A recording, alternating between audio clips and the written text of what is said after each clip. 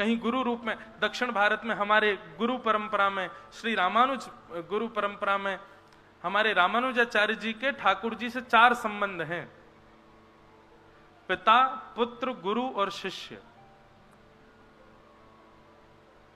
ठाकुर जी उनको अपना पिता भी मानते हैं, रामानुजाचार्य जी को। ठाकुर जी उनको अपना गुरु भी मानते हैं, ठाकुर जी उनको अपना पिता भी मानते हैं, ठाकुर जी अपना पुत्र भी मानते हैं, चारों संबंधों में विद्यमान। तो दक्षिण में एक ठाकुर जी का स्थान था संपत कुमार भगवान, अभी भी है संपत कुमार भगवान।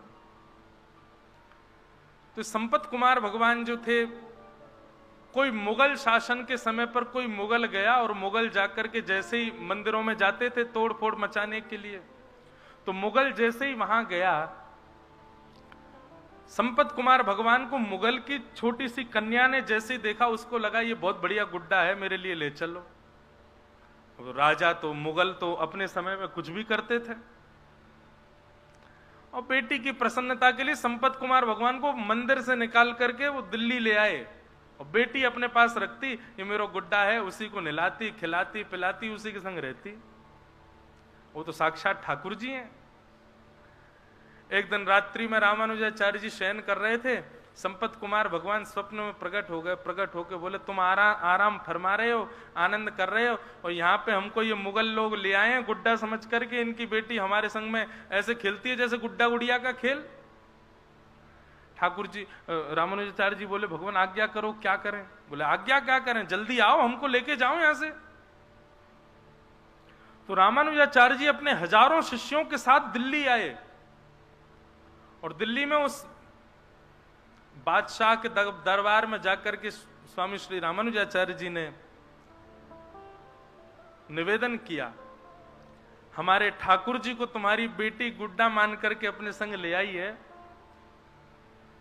हमारे ठाकुर जी हैं, वो कोई गुड्डा गुड़िया नहीं है, उनको हमको वापस कर दो।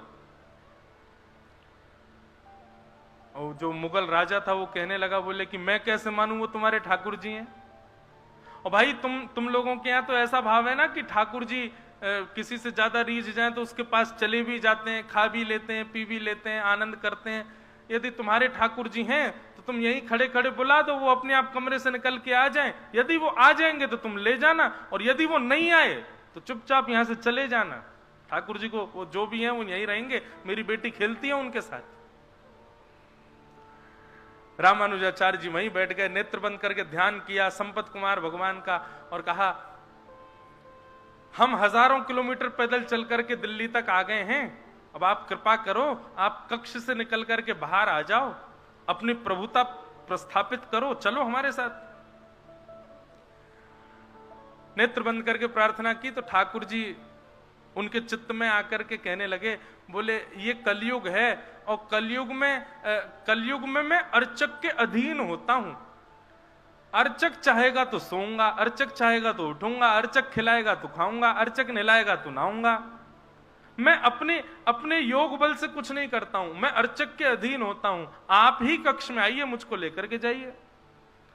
और जब ठाकुर जी इतना प्रवचन सुनाने लगे तो रामानुजाचार्य जी को गुस्सा आ गया ठाकुर जी पे। बोले, हम इतने 1000 किलोमीटर पैदल चल के आ गए, वैसे आपको कुछ भी करना हो तो उसमें कोई विधान नहीं आपका है, बलि के यहाँ जाके 2 पग से 3 लोग नाप लेते हैं, खुद के मन में आ जाए तो कुछ भी करोगे, लेकिन हम कह रहे हैं तो अब आप यहाँ पे आकर के, मैं तो अर्चक के अधीन हूं, वो चाहेगा तो ही चलूंगा, वही चाहेगा तो ही करूंगा, बैठे रहो यहीं पे, हम जा रहे हैं वापस यहां से।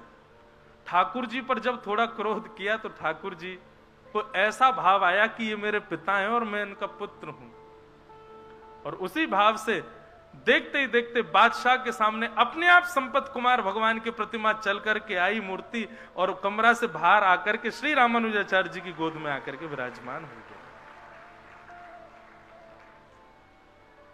रामानुजाचार्य जी ठाकुर जी को हृदय से लगाए, बादशाह भी नतमस्तक हो गया, और रामानुजाचार्य जी ठाकुर जी को लेकर के आए, पुनः मंदिर में स्थापित किया, उनका प्राण प्रतिष्ठा हुई। प्राण प्रतिष्ठा महोत्सव के बाद देखा तो वो राजा बादशाह जो था वो अपनी सेना और अपनी पुत्री के साथ द्वार पर खड़ा था। रामानुजाचार्य जी बोले, आप क्यों आए हैं? बोले, महाराज मेरे जीवन में मेरी सबसे बड़ी प्रसन्नता केवल मेरी बेटी की प्रसन्नता, और जब से आपके ठाकुर जी चले गए, मेरी बेटी बहुत रोती है, आप कृपा करो भगवान, मेरी पुत्री को एक बार उनका दर्शन करा दो।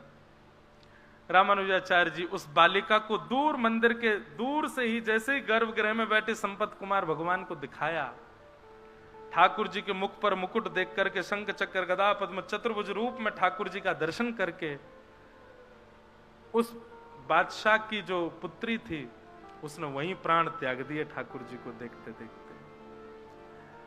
रामानुजाचार्य जी के चित्त में भाव आया, बोले कि ये ठाकुर जी को नहीं, ठाकुर जी इसको स्वीकार कर चुके हैं। और तभी उन्होंने टर्की अंबा, वो टर्की का था राजा, तो आज भी दक्षिण में मां को अंबा बोलते हैं, अंबा बोलते हैं, तो टर्की अंबा करके छोटा सा विग्रह ठाकुर जी के बगल में स्थापित किया उस बादशाह की पुत्री का। और आज भी साल में एक दिन आता है, उस दिन ठाकुर जी का उस कन्या से विवाह होता है, और ठाकुर जी उस दिन पठानी कपड़े पहनते हैं, क्योंकि वो टर्की के बादशाह की पुत्री है। मैं दर्शन तो नहीं किए, लेकिन मैंने कथा सुनी। तो मैं क्या कहना चाहता हूं, आप संबंध बनाओ, निभाने की जिम्मेवारी ठाकुर जी पे छोड़ो, वो निभाएंगे, और ये निश्चित निभाएंगे। ठाकुर जी बड़े दयालु, ठाकुर जी बड़े कृपालु।